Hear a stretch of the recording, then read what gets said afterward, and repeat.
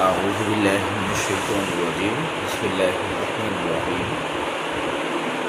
قل هو الله أحد الله الصمد لم يلد ولم يولد ولم يكن له كفوا أحد।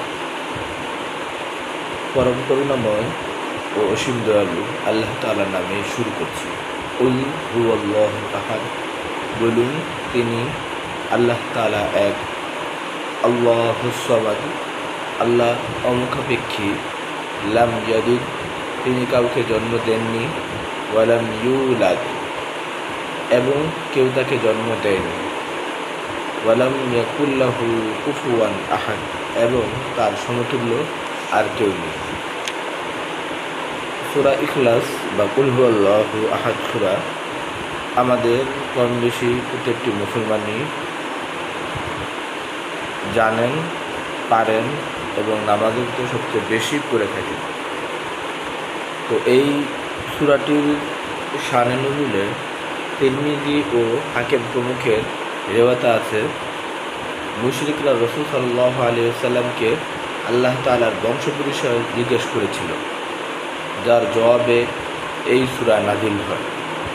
অন্য এক রেওয়াতে আছে যে মদিনার ইয়াহুদিরা এ প্রশ্ন করেছিল, এ কারণে জাহাক রহমতুল্লাহ আলাইহি প্রমুখ তাফসীরবিদদের মতে সূরাটি মদিনা অবতীর্ণ হয়েছে।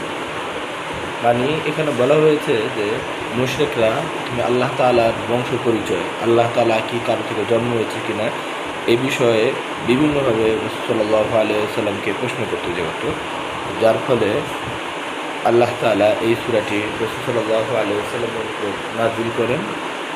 এবং এই বিষয়ে প্রশ্ন বেশি করতো না ইয়াহুদিরা, আর ইয়াহুদিরা এই প্রশ্ন করতেন বিদায় এই সূরাটা মদিনায় অবতীর্ণ হয়েছে। মানে এটা হচ্ছে মাদানিয়া সূরা আর কি বলা হয়েছে। কোনো কোনো রায়াতে আছে যে মুশরিকরা আরও প্রশ্ন করেছিল যে আল্লাহ তাআলা কিসের তৈরি, স্বর্ণের উপর অথবা অন্য কিছু। এর জবাবেও এই সূরাটি অবতীর্ণ হয়েছে। মানে আল্লাহ তাআলা কিসের তৈরি, স্বর্ণের উপর অন্য কিছু তৈরি, এই জবাবেও এই সূরাটি নাযিল হয়েছে। আচ্ছা আসুন এই সূরার ফজিলত সম্পর্কে কিছু জানি।